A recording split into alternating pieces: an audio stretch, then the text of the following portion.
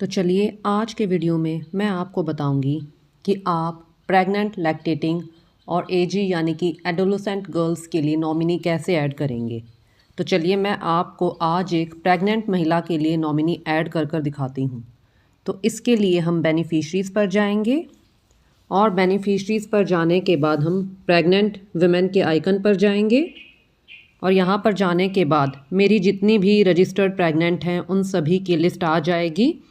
तो मैं इनमें से जिन भी महिला के लिए नॉमिनी ऐड करना चाहती हूँ हम उस पर जाएंगे, क्योंकि कई बार ऐसा होता है कि हमारी प्रेग्नेंट वुमेन, लैक्टेटिंग महिला और एजी यानी कि एडोलेसेंट गर्ल्स आंगनवाड़ी में टीएचआर लेने के लिए नहीं आ पाती।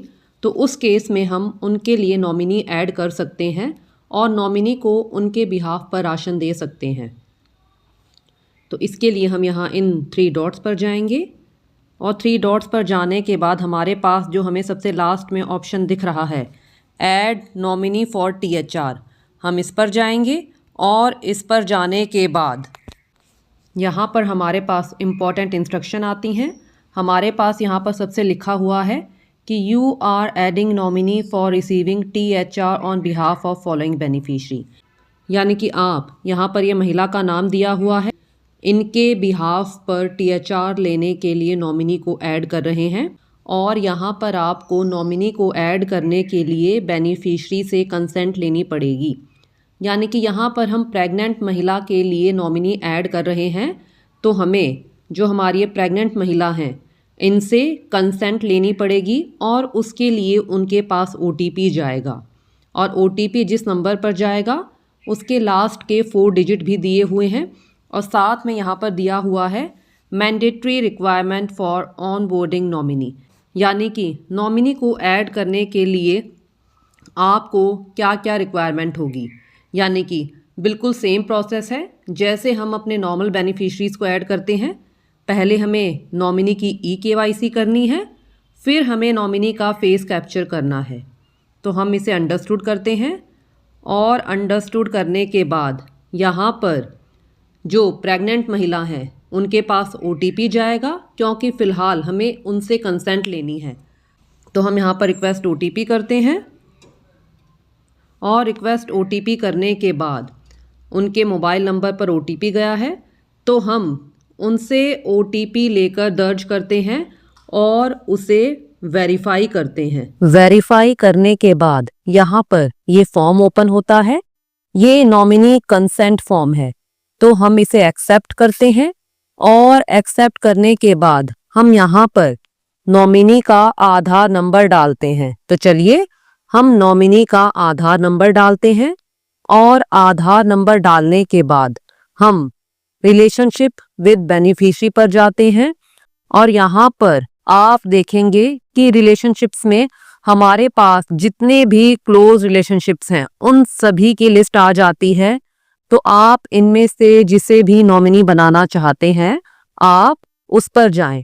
तो हम यहाँ पर इनकी मदर इन लॉ यानी कि सास को नॉमिनी बनाना चाहते हैं, तो हम यहाँ पर मदर इन लॉ को सिलेक्ट करते हैं और आप यहाँ पर ध्यान दें, आपने मदर इन लॉ को नॉमिनी बनाया है तो आपने आधार नंबर भी उन्हीं का डालना है। आप ऐसा ना करें कि आधार नंबर तो किसी और का डाल दें और रिलेशनशिप में कुछ और सिलेक्ट कर लें। तो चलिए अब हम प्रोसीड करते हैं और प्रोसीड करने के बाद आप देखेंगे कि हमारे पास आता है प्री चेक कंप्लीट। यहाँ पर प्री चेक का मतलब है कि पहले नॉमिनी के आधार को चेक किया गया है कि उनका आधार नॉमिनी के लिए एलिजिबल है कि नहीं।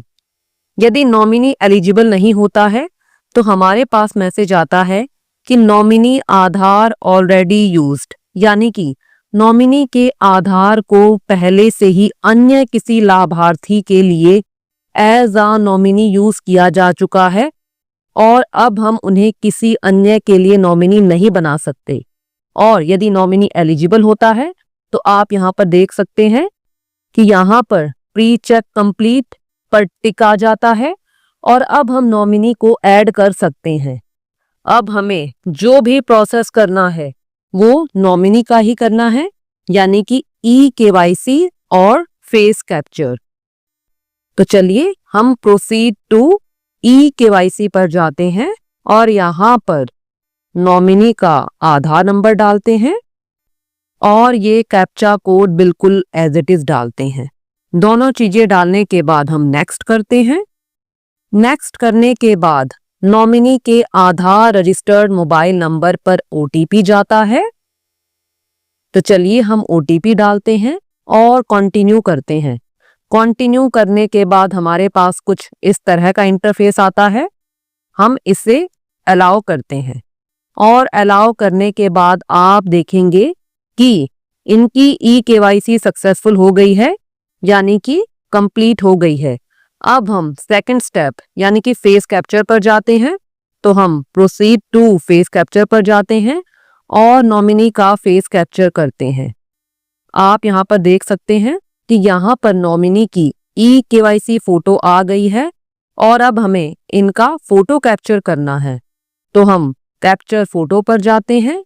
कैप्चर फोटो पर जाने के बाद हमारे फोन का कैमरा ओपन हो जाता है और जब ये आई ब्लिंक और स्ट्रेट फेस पर ग्रीन टिक आ जाता है तो हमारी फोटो ढंग से ली जाती है और अब इमेज की प्रोसेसिंग हो रही है और प्रोसेसिंग के बाद KYC फोटो और कैप्चर्ड फोटो को आपस में मैच किया जाता है।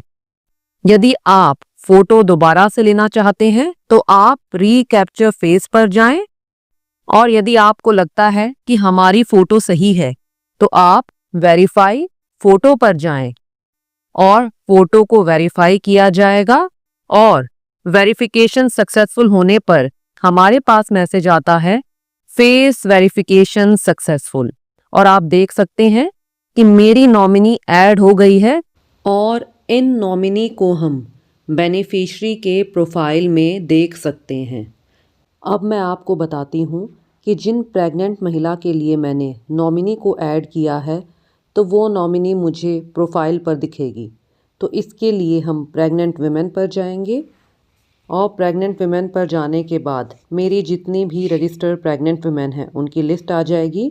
तो मैंने यहाँ पर मेरी ये महिला हैं ज्योति सिंह, इनके लिए मैंने नॉमिनी को ऐड किया है और आप यहाँ पर देखेंगे जब मैं 3 डॉट्स पर जाऊँगी तो 3 डॉट्स पर जाने के बाद आप देखेंगे कि इनका ये ऐड नॉमिनी फॉर THR का बटन डिसेबल्ड है। वो डिसेबल्ड इसीलिए है क्योंकि मैं इनके लिए नॉमिनी ऐड कर चुकी हूँ। यदि हमने इनके लिए नॉमिनी ऐड नहीं किया होता तो ये बटन हमारा इनेबल्ड होता। जैसे यहाँ पर मेरी ये बेनिफिशियरी हैं ममतेश्वरी, तो हम इनके लिए 3 डॉट्स पर जाते हैं और 3 डॉट्स पर जाने के बाद आप देखेंगे कि इनके लिए मैंने अभी नॉमिनी को ऐड नहीं किया है, तो इसीलिए मेरा यहाँ पर ये add nominee for THR enabled है। तो चलिए अब मैं आपको बताती हूँ कि जो नॉमिनी हमने ऐड की है वो हमें प्रोफाइल में दिखेंगी। तो इसके लिए हम जो ये सर्कल बना हुआ है इस पर जाएंगे और इस पर जाने के बाद आप देखेंगे कि बेनिफिशियरी का प्रोफाइल ओपन हो जाता है और आप यहाँ पर देख सकते हैं कि यहाँ पर मेरे पास नॉमिनी, हमने नॉमिनी इनकी मदर इन लॉ को बनाया है तो यहाँ पर इनका फेस भी आ गया है। तो आप सभी इस तरह बहुत ही आसानी से प्रेग्नेंट महिलाओं के लिए, लैक्टेटिंग मदर और एजी यानी एडोलेसेंट गर्ल के लिए नॉमिनी ऐड कर सकते हैं। नॉमिनी ऐड करने का प्रोसेस सेम है। तो चलिए अब मैं आपको बताऊंगी कि जिनके लिए हमने नॉमिनी ऐड किया हुआ है तो हम उनको THR कैसे देंगे। तो इसके लिए हम डेली ट्रैकिंग पर जाएंगे और डेली ट्रैकिंग पर जाने के बाद हम यहाँ पर THR HCM पर जाएंगे और हम यहाँ पर प्रेग्नेंट विमेन पर जाएंगे क्योंकि हमने फिलहाल यहाँ पर एक प्रेग्नेंट विमेन के लिए नॉमिनी ऐड की हुई है। तो मैं आपको उनके नॉमिनी को THR देकर दिखाऊंगी। तो इसके लिए हम यहाँ पर, हमारी ये महिला है ज्योति, केवल इनका ही THR पेंडिंग है, इसीलिए इनका THR का बटन इनेबल्ड है और हमने नॉमिनी भी इनके लिए ही ऐड किया हुआ था। तो चलिए हम THR पर जाते हैं और THR पर जाने के बाद सबसे पहले हम दिन सिलेक्ट करते हैं और दिन सिलेक्ट करने के बाद अब आप यहाँ पर देख सकते हैं कि हमने इनके लिए नॉमिनी ऐड किया हुआ है, इसीलिए हमारे पास जो महिला है उनका भी फोटो आ रहा है और नॉमिनी का भी। तो हम इनमें से किसी को भी THR दे सकते हैं।